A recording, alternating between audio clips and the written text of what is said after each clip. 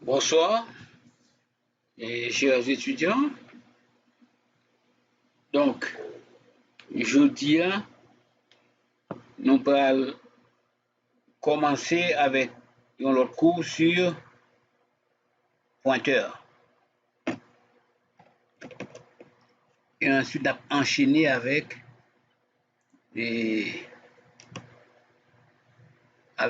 la notion de structure.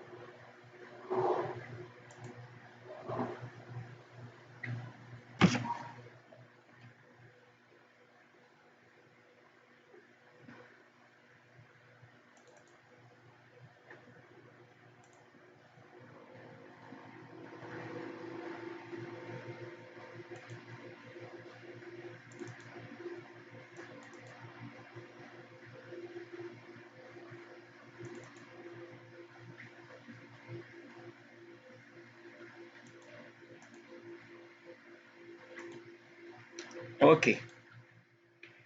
Et dernier cours là, nous avons parlé de structure et vecteur de structure. Je vous dis, et dans le cours ça, on a commencé avec notion de pointeur.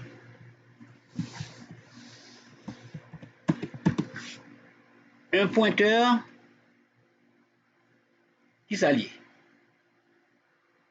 C'est une variable particulière.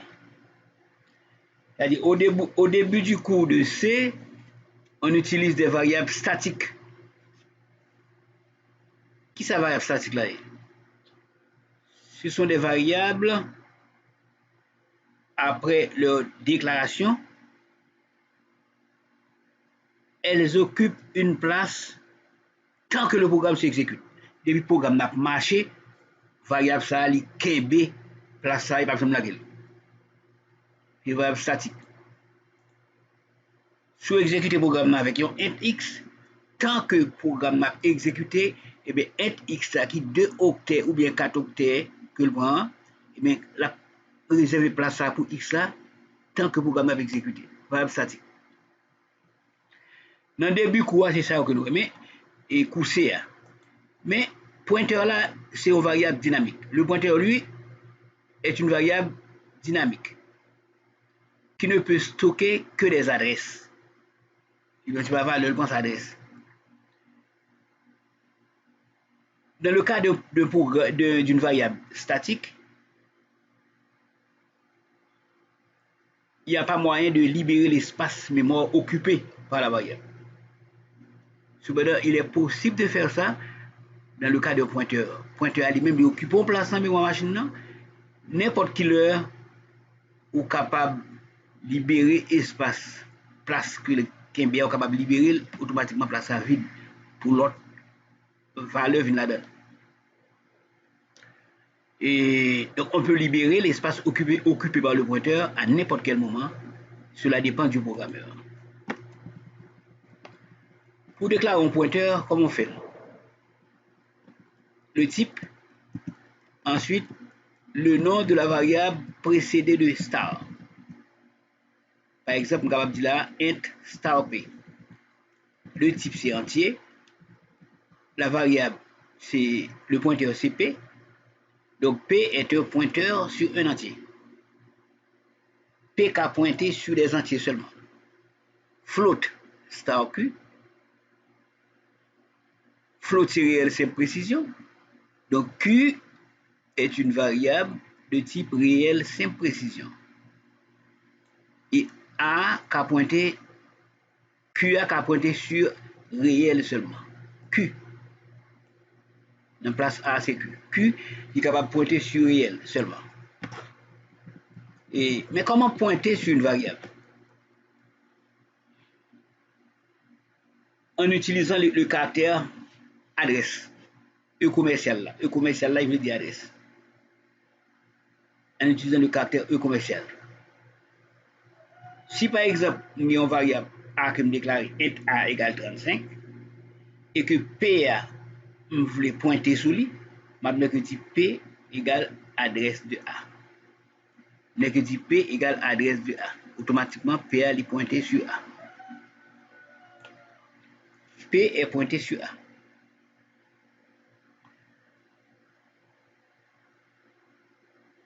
On ne peut pas pointer sur A avec Q. Parce que QA, c'est pointer sur un réel que lié. OK. Exemple d'un programme.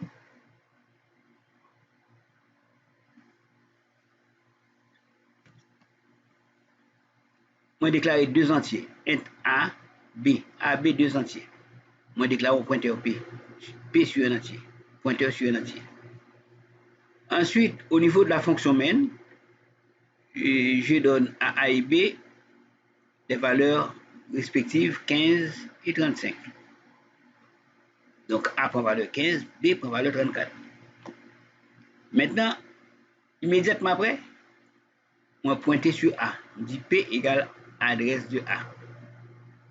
Pointer sur A. Pour la, si j'ai besoin d'afficher A, il y a deux possibilités. C'est ou bien même je faire longtemps. Print F, la valeur de A est personne dit.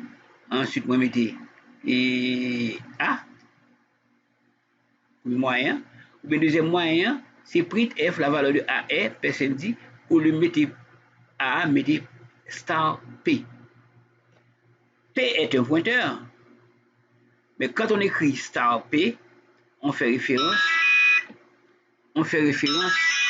au contenu de l'adresse. P est un pointeur. On peut stocker dans P que des adresses. Mais adresse que le gain là-dedans, si besoin qu'on ait contenu qui valeur qui n'a adresse ça, m'a dit star devant. Donc P, dans P, on a l'adresse de A. Dans star P, on a la valeur de A. Dans l'adresse de A, il y a une valeur qui est stockée. Donc, si besoin qu'on valeur ça, c'est avec ces star P. OK? Puis, moi, pointer sur A, P égale adresse de A. Pour la même dit print F, la valeur de A est personne dit mettez star P, automatiquement la bonne valeur A. Parce que P est pointé sur A. Si P est pointé sur A, star P me donne la valeur qui est stockée dans l'adresse de A. Ensuite, je fais P égale adresse de B. Donc, P est pointé sur B. À la ligne suivante, je demande d'afficher star P, automatiquement la valeur de B, parce que P maintenant est pointé sur B. Donc, le même pointeur peut pointer sur plusieurs valeurs de manière successive. Là, il est sous A, il prend A, il fait ça la favelle là. Là, il est sous B, il prend B, il fait ça la favelle là. Donc, que ce soit l'adresse de A, que ce soit l'adresse de B, on utilise star P. Star P. Parce que star P est égal à la valeur de A si P est pointé sur A, et star P est égal à la valeur de B si P est pointé sur B. OK. Ça, c'est information élémentaire que nous devons connaître de un pointeur. Maintenant, un pointeur sur une structure.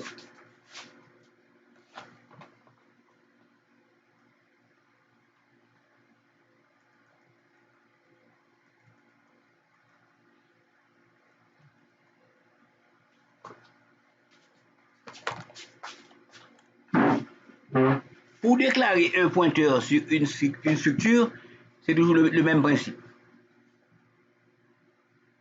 Dès qu'on dit le type de la variable suivi de la variable, le type, suivi de la variable qui est précédée de star. Ok, donc c'est structure étudiant star info. Donc info est un pointeur sur la structure étudiant. Info est un pointeur sur la structure étudiant. Ça c'est très important. On peut servir avec structure là, tant qu'on variable statique. Là, on dit structure étudiant info. La variable info est une variable statique. Là, on dit structure étudiant star info. La variable info est une variable dynamique, un pointeur. Si, dans le cas d'une variable statique, on avait utilisé et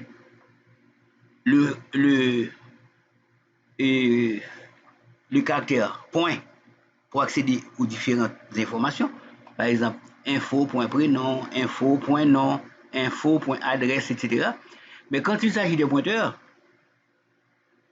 on doit forcément remplacer le point, l'opérateur point, par un autre caractère qui s'appelle flèche. Donc, la flèche est indiquée par un moins suivi d'un caractère supérieur. Flèche. Dans le cas de pointeur sur une structure, on doit remplacer l'opérateur point par l'opérateur flèche. C'est toujours le même principe, mais une autre façon de procéder. Bon. Mais exemple là. Exemple. Et modifier le premier programme précédent pour faire la saisie et l'affichage d'un étudiant au moyen d'un pointeur sur la structure étudiant. Ok? Donc, ça c'est mes structures étudiantes. Ensuite, nous devons déclarer variable là. Nous devons dire structure étudiant info. Tout à l'heure, comme ça me fait. Dans le cours précédent. Mais je ne vais pas faire comme ça, je me dis structure étudiant star info. Maintenant, la variable est un pointeur, une variable dynamique. Mais code blocks, mandé pour capable servir avec un pointeur sur une structure, il faut déclarer d'abord une variable statique, structure étudiant V. Ensuite, lorsqu'on fait structure étudiant star info, on va faire l'égal à adresse de variable statique là. Donc structure étudiant V, ça c'est la variable statique. Ensuite, on fait structure étudiant star info qui est la variable dynamique. Ensuite, qui est égal à adresse de V. Et puis, il n'y a aucun problème. Maintenant, pour faire la saisie, on va procéder de la même façon que précédemment, mais à condition de remplacer les points par des flèches. Donc, système CLS, printf entre le prénom, adresse et scanf_s, adresse info, au lieu d'avoir info point, on a info flèche prénom. Entre le nom, ensuite scanf_s, adresse info flèche, non. Donc je remplace tous les points par des flèches. Ça c'est pour la saisie. On va faire la même chose pour l'affichage. Void affichage, système CLS, on efface quand. Ensuite, vous venez d'entrer prénom, %s, et ensuite le prénom, info flèche prénom. Non, %s, info flèche, non, etc. Donc, c'est la différence qu'il y a entre une variable statique et une variable dynamique dans le cas d'une structure. Ok. Nous allons faire implémentation ça rapide.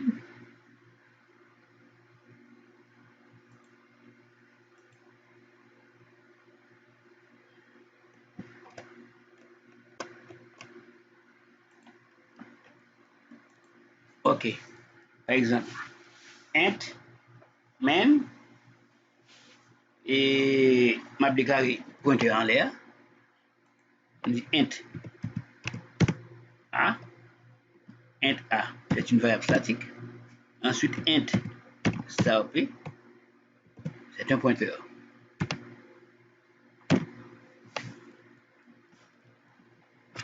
Ok, int star a, int star b.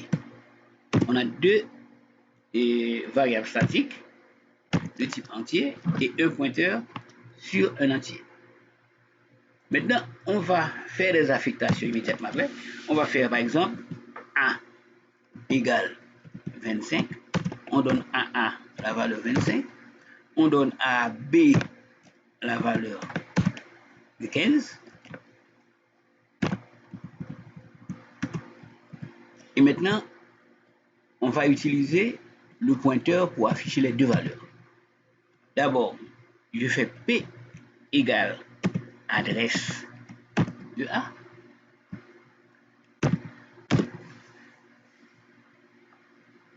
Pour l'afficher, il suffit de faire printf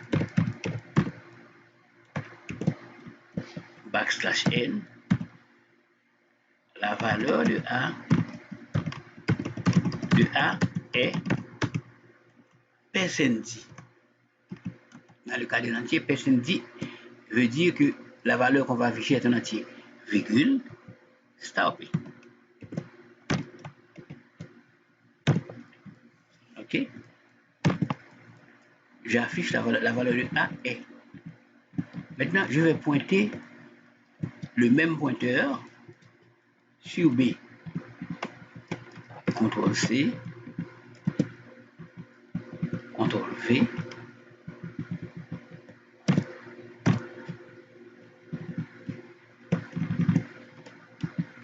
La même instruction qui affiche A va aussi afficher B. Ok? Parce que avant d'utiliser, on a pointé P sur B. Ensuite, une petite pause pour voir l'exécution du programme. Get.ch. On va l'exécuter. Build and run. La valeur de A est 25, la valeur de B est 15. On n'a pas modifié ça dans la deuxième ligne. La valeur de B est 15.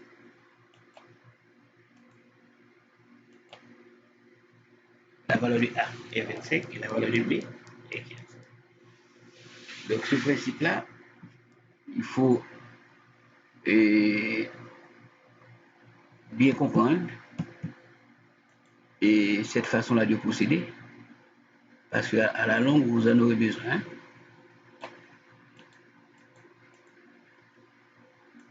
Ok. Maintenant, nous allons réécrire ce programme dans le cas d'un pointeur sur la structure étudiant. Je fais File, New, Project, Console Application, Go, ensuite Next, Programme C, X, pointeur numéro 2, Prog, pointeur 2, Next.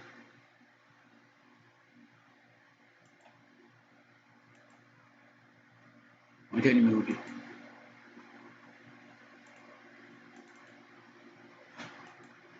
Ok? Donc nous allons utiliser la même structure, le programme numéro 1, on avait fait tout à l'heure.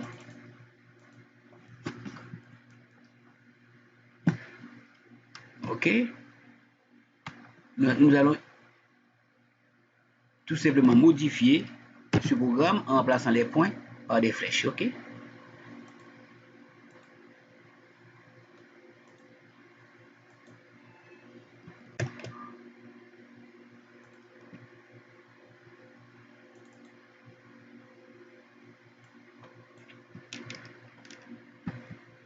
Ok? On fait la sauvegarde. Si dans le programme numéro 1, on avait une simple variable statique, structure étudiant info, mais dans ce cas-ci, nous allons avoir une variable dynamique, un pointeur. Donc la variable doit être précédée de star. Star info. Automatiquement, on n'a pas de variable statique. Et les opérateurs points doivent être remplacés par des opérateurs flèches.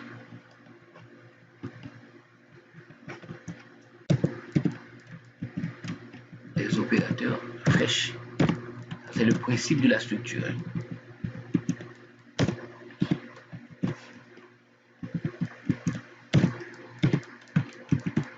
Principe de la structure, ok. Info flèche prénom. Info flèche nom. Info flèche filière. Info flèche session. Info flèche code. Et immédiatement après, on va exécuter pour vérifier de quoi il en est.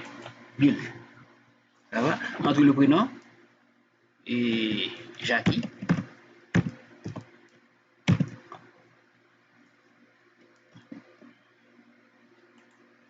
Ça me donne une erreur. Une erreur. Pourquoi cette erreur-là? C'est parce que dans le cas d'une variable et de deux pointeurs sur une structure, il faudrait déclarer d'abord une variable statique, structure étudiant V, VV par exemple. Ensuite, le pointeur doit être égal à l'adresse de cette variable statique, VV. Maintenant, on ne va plus avoir d'erreur. Sauvegarde et on recompile.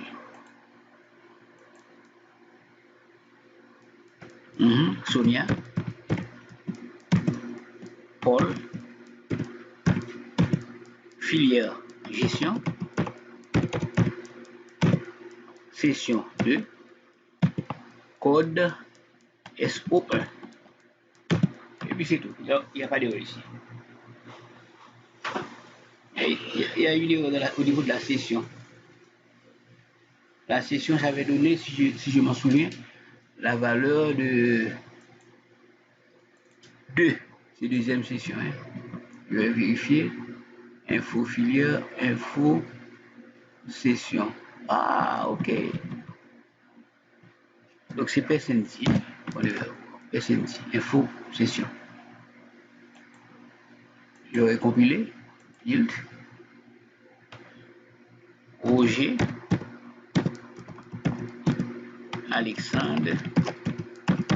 Roger Alexandre, filière gestion. Session 2. Et code RO7. Donc ça va. Roger Alexandre, gestion, session 2, code. OK.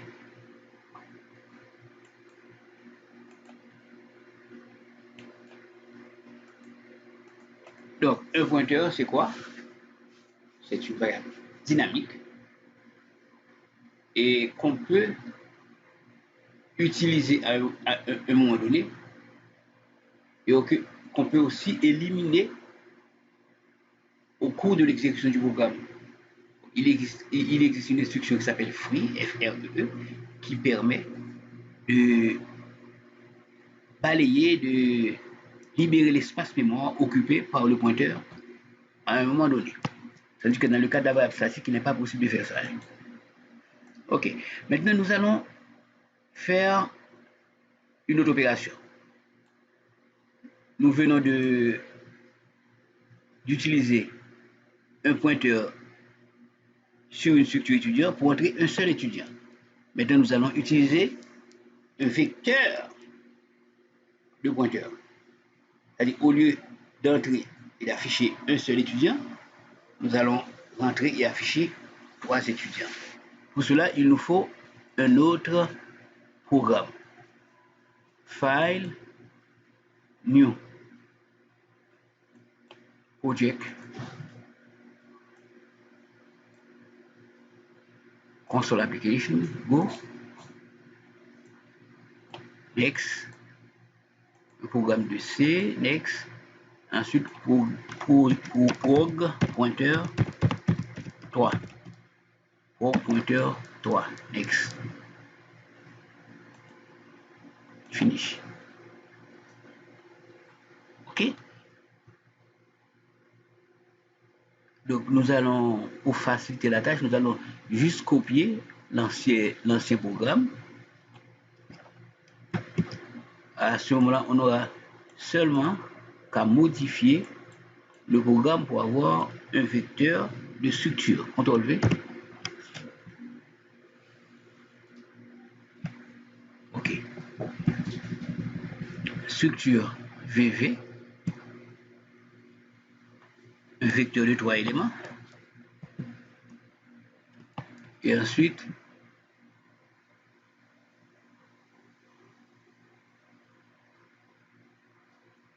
info de V, info de 3, adresse, ok, info de 3. Ok, je vais égaler le pointeur, la valeur du pointeur à la valeur de la variable statique au niveau de la fonction saisie.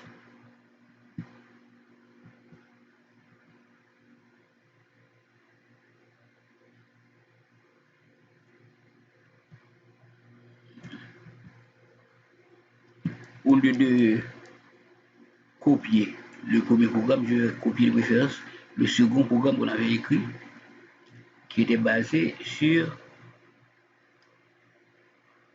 les vecteurs de structure.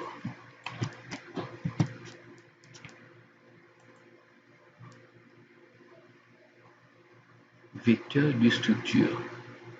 Étudiant 2. Ok, ça va.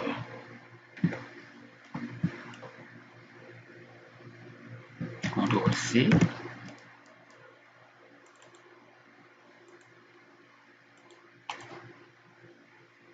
CTRL A, CTRL V. Ok, ça va.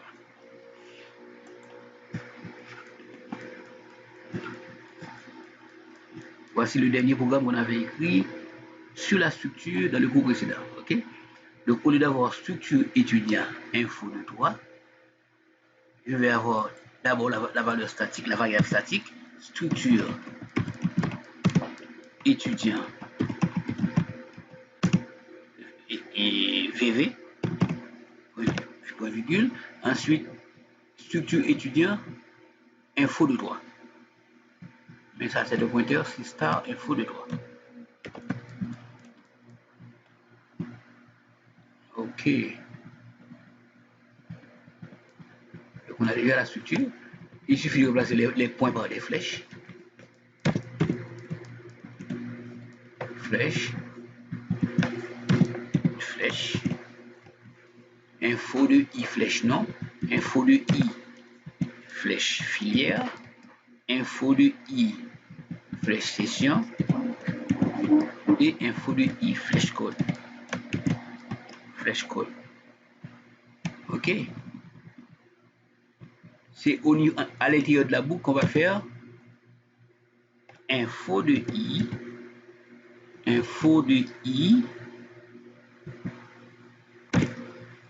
égale adresse de VV de I. Info de I est égal à adresse de VV de I. Tandis que dans le premier programme, on avait fait ça au niveau de la déclaration. Ok. Mais dans le cas de vecteur de structure, ok, on fait la déclaration, mais c'est au niveau de la saisie qu'on fait info de I égale VV de I.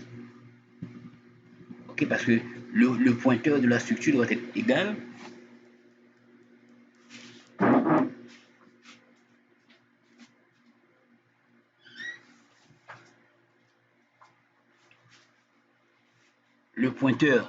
de la structure doit être égal à la valeur du vecteur statique.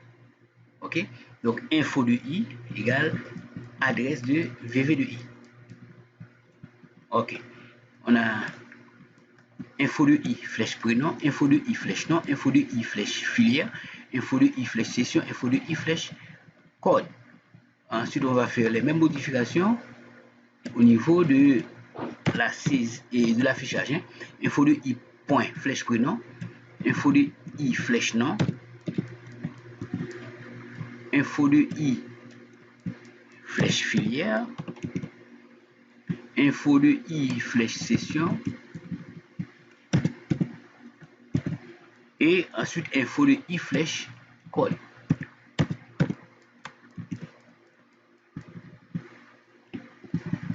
Donc, l'étudiant doit établir la différence entre une variable statique et une variable dynamique. OK? La variable statique est une variable simple qui occupe une place dans la mémoire de l'ordinateur tant que le programme s'exécute. Tandis que dans le cas d'un pointeur, on peut activer la variable à un moment donné et libérer la place occupée par la variable et au moment voulu. Nous allons faire l'exécution. Build. Info de I, OK.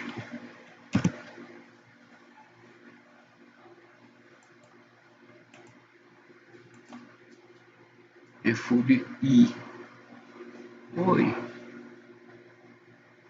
Info de I égale adresse de VV de I. Oh.